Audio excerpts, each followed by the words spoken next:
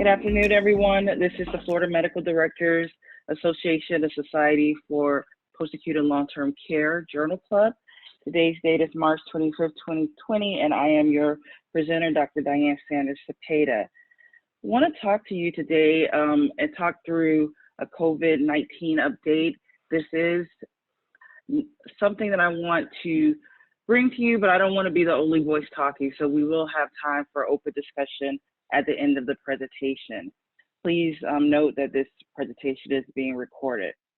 Our agenda today is to go over a status report of where we're at with COVID-19 and updates for the post-acute and long-term care community. We also want to talk to telehealth as the updates around that, as well as the clinical trials that we're seeing, and as I said earlier, have an open discussion to talk through some questions.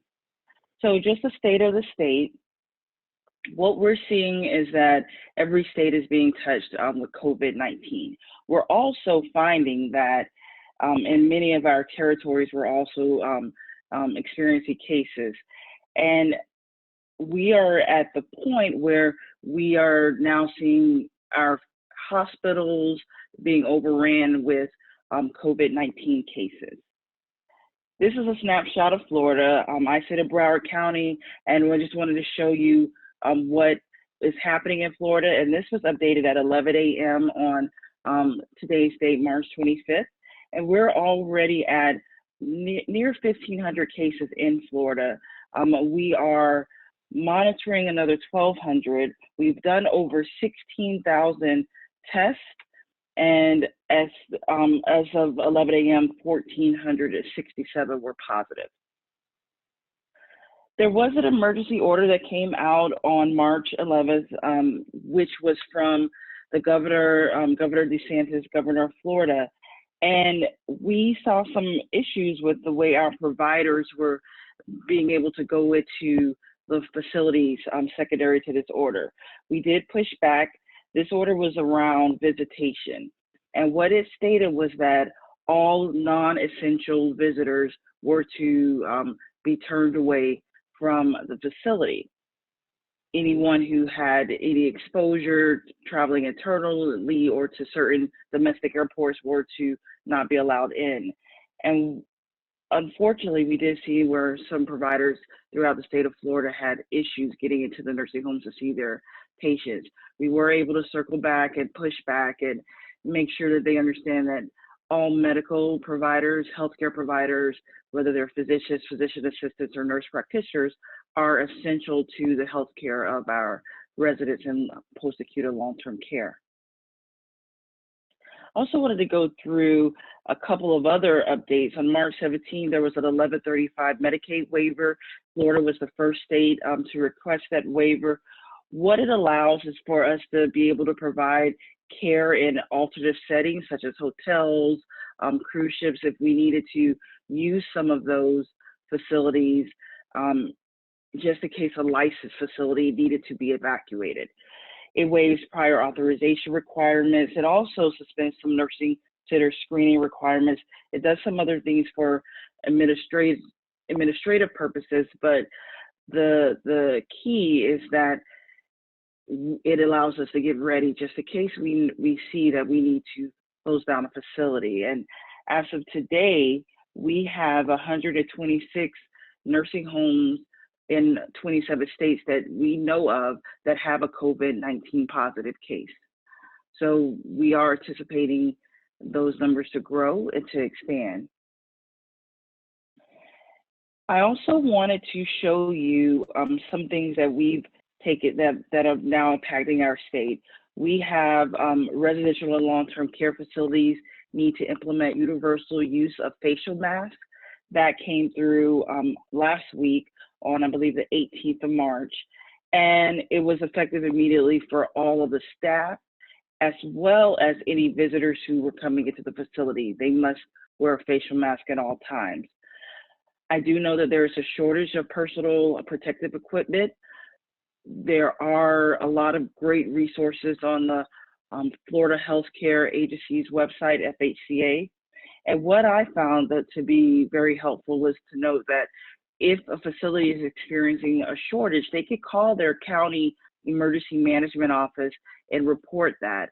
There is a form that is on FHCA's website that you can complete for your facility. If we have any directors of nursing or administrators on, you can complete it for your facility. You can send it forward and report that you are having a shortage. It's not an immediate fix. It all depends on the supplies they have in the county's emergency management office, but at least we get on the list. I also wanted to review a very recent update made on March 23rd. CMS did a really in-depth survey of what happened at Kirkland Nursing Home, which was at the beginning of this, the nursing facility in Washington. And they created a new targeted plan for healthcare facility inspections in light of this pandemic. So it's a three-pronged survey approach. And first it says, you know, those standard state surveys that we're all so used to and love, those are going to be suppressed for now. So we're not going to see those coming at this moment in time. But any complaint survey and any question around if there is an infection control issue, those surveys will still go about. And then there's also the self-assessment infection control tool that's going to be provided to all the facilities from the CDC. And the goal of that is to really mitigate risk and reduce any further transmission and exposure. So one thing that I've received a lot of questions, I think we've all received a lot of questions around, was telehealth. And that benefit was expanded with the March 6th Act that was signed, the Coronavirus Preparedness and Response Supplemental Appropriations Act. And what we found is that with those acts, you know, we are now seeing that we can have a more access and more ability to use telehealth now in our skilled nursing setting. So I wanted to go through some of the telehealth codes because there's quite a few things. Before I say that, I want to make sure that we understand what we need, what this means. So it doesn't mean that you have to have an established relationship with a patient. You do not need to have any additional equipment. All you need is a telephone that has audio and video capabilities. This right here is the first two initial G codes. These are for brief check-ins where you may be able to get images from a patient, or you may be able to communicate in a technology-based service such as a text message. You could do a virtual check-in with your patients and build these two codes. The next three G codes are for patients to communicate with their doctors without going into the doctors. So this is like the virtual check-in, but if you have a question, if you need an issue, you could build one of these codes for that exchange with that patient. The online digital evaluation and management service codes are for patient-initiated services with a physician or other qualified healthcare professional. So these would be the codes that will take place of your E&M codes that you're currently billing out in the nursing facilities or your office. So there are three codes here depending on the time that you spent. When you're doing a telehealth code, the place of service that you need to have is 02. You do not need to include any other modifier. So the modifier 95 is gone. So you don't have to worry about that if you see that as some old literature. With this act, the only thing you need to do is have the place of service in these codes. If you are in Alaska and Hawaii and you're working with a program that was designated by the federal government, then you still need to include the GQ code. If you are in a rural health clinic or a federally qualified health center, you still need to include the GT code. And there is another code for anyone managing an acute stroke, which is more likely for inpatient management. That's a GO code. But for us, for those who are practicing in the long-term care, post-acute settings, in the office setting, or who are home care physicians, assisted living physicians who are now implementing telehealth, you do not need a modifier. You just need to designate that the place of service was 02. Some other good news that's come down. We knew that we were going to see ICD-10 code come through for COVID-19 in October. I think there was a lot of pressure on the World Health Organization to move this forward faster, not only from the different governments, the different insurers, but just the medical community. And I think, we have made a lot of progress in that regard. So given that we declared a national emergency, the World Health Organization and the Centers for Disease Control decided that we needed to release the ICD-10 code earlier. The ICD-10 code for COVID-19 is U07.1, and that will now be effective on April 1st, 2020. There is also a HCPCS code for the COVID testing that should be effective by April 1st, 2020 as well. I do not have that code number. It's a lot of codes, but we could definitely get it for you if we need to. I want to go through some of the COVID-19 clinical trials because we have had a lot of questions and there's been a lot of feedback provided around the different medications. We know that there was a press conference that was had recently where it was mentioned that Plaquenil was the leading treatment option for COVID-19. We also know that there's been some more information out about azithromycin, which is Zithromax, and you could think about your Z-Paks, and some other treatments that people have been sharing either via Twitter, things that we're seeing popping up in the media. And I want to just bring some clarity to that. Currently, right now, we do not have an FDA-approved treatment for COVID-19. So those conversations are really being sparked by case studies that we're seeing, different small clinical trials that may be going on where they're seeing some benefits, as well as the in vitro trials that have gone on, where they're looking at COVID-19 under a Petri dish and doing testing to see which drugs it responds to. So I don't want us to get that confused with what we're seeing and what we're talking about. So in the New England Journal of Medicine, and I will just say that if you're looking for a journal to turn to right now, the New England Journal of Medicine has a lot of original content, a lot of free content that you could pull down. And I may butcher these two drug names, but they have a trial of lopinavir and ritonavir in adults hospitalized with severe COVID-19 that they were able to publish. Unfortunately, what we saw with this study is that it did not show any true benefit to those patients who were suffering from severe COVID-19. One of the limitations is that they were only looking at that small sample size, but there's a lot of research to be done still around what happens if you have mild symptoms. There is also a great article that appeared on JAMA on Tuesday about treating COVID-19 off-label drug use, compassionate use, and randomized clinical trials during pandemics. And this was really speaking to the fact that just because we think it could possibly work doesn't mean we need to go ahead and start it without actually doing the proper amount of research and science that is needed.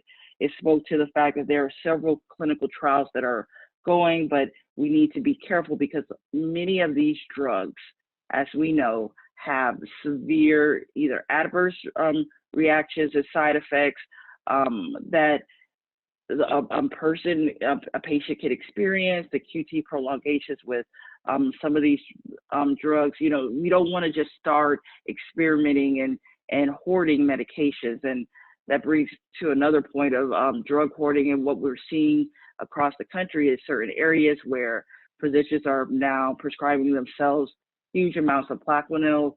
We have to be very careful, and we don't want to do that. We don't want to overreact. We want to know and be prepared, and let science lead during these times. There are some other emerging treatment challenges that we have found. One is around shortages with albuterol. Albuterol is being used for the mild symptoms. You'll get albuterol inhalers being dispensed to help with some of those respiratory symptoms, and nebulized treatments are becoming a part of that regimen that we see in inpatient settings. What we are now getting informed about is that these medications we're experiencing shortages of these medications in certain areas of the country.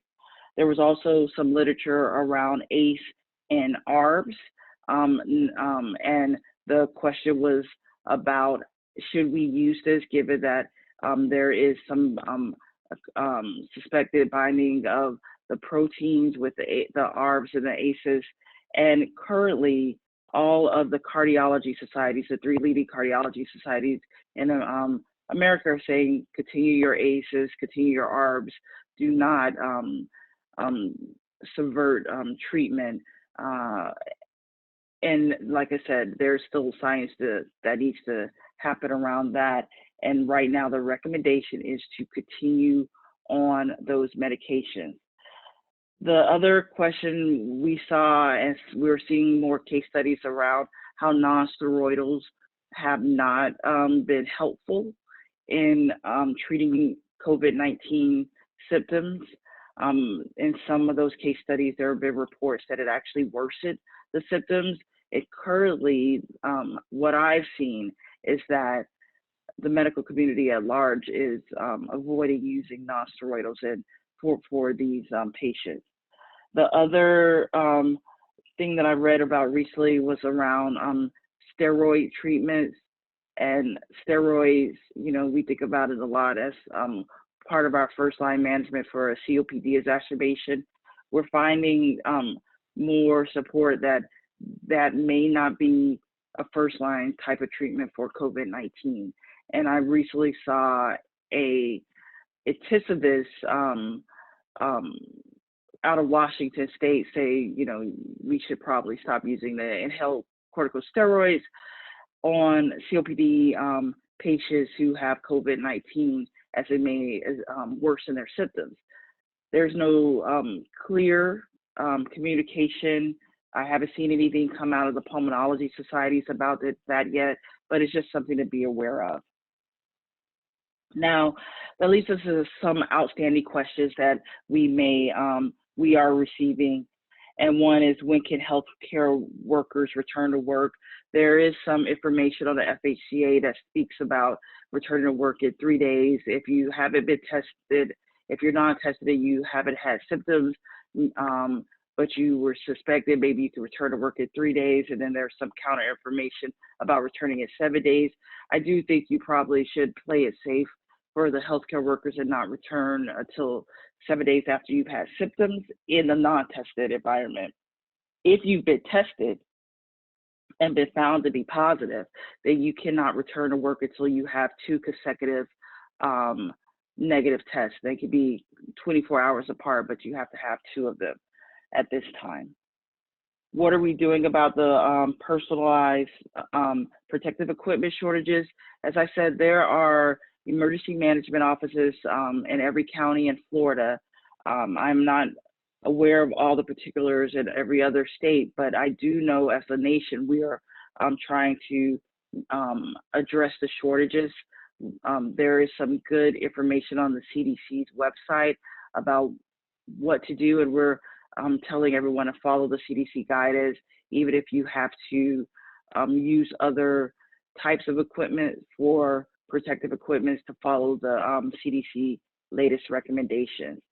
If you know that your facility is about to experience a shortage, my recommendation is, even if you're not in the state of Florida, to contact the emergency management office in your county and or in your state, so that you can report that and let it be known that we are in need of that protective equipment. What happens is if a resident tests positive for COVID-19? So there's some really great handouts on AMDA's website. They have a lot of great recommendations around this. You know, there's been some debate of whether if a person was to test positive, if they should be sent automatically to the hospital. I do not necessarily agree with that recommendation. I think there is a call to treat a place.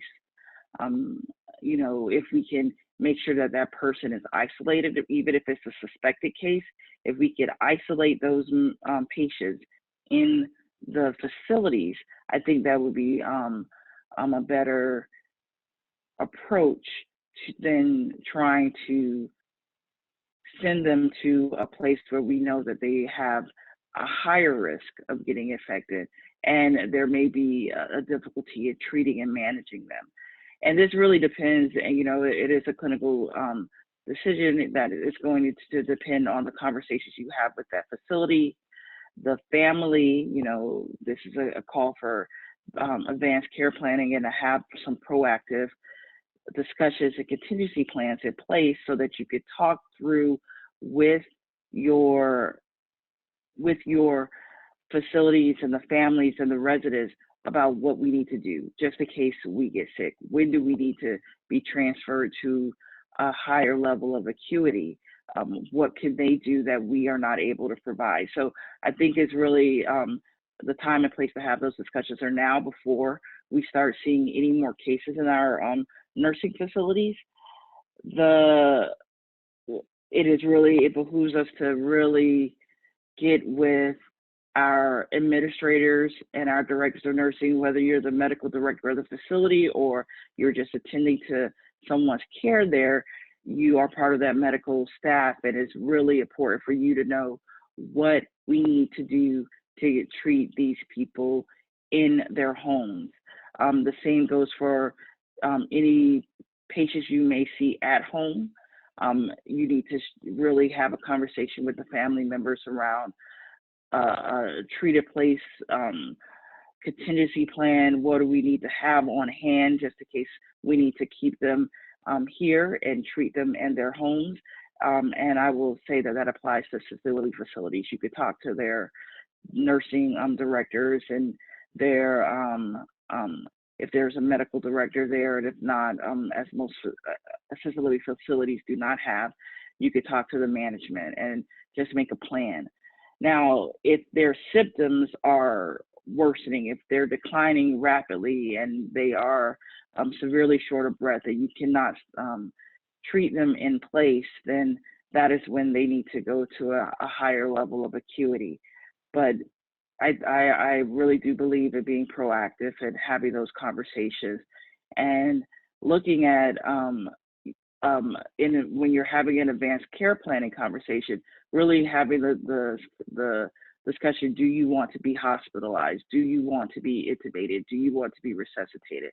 It is time for us to, I know we are doing those things, but it is really time for us to kick that into gear. And then there's been a lot of discussion on what we need to do to receive a COVID-19 patient from the local hospital, the guidance around that. We know we've seen where certain facilities are pushing back against accepting a COVID-19 positive patient. And in the state of Florida, we now have updated and really answered the question with hospital transfers through a new hospital transfer form so that the facilities can get much more information. If you are receiving someone who's COVID-19 positive, I would say the same thoughts around how to treat a person in place would apply here, where you will follow the guidance around isolation and whatever other recommendations the CDC has in place for someone who's stable to be discharged from a hospital with a COVID-19 positive diagnosis, but yet have not tested negative on 2 consecutive tests. So we need to lean back into those CDC recommendations for that question. We are really interested in knowing about anything that you guys are doing out in the community, any best care practices that we could discuss, and we are definitely here to take any questions. With that, we will have an open discussion, which will not be recorded, and I do thank you all for your participation. Thank you.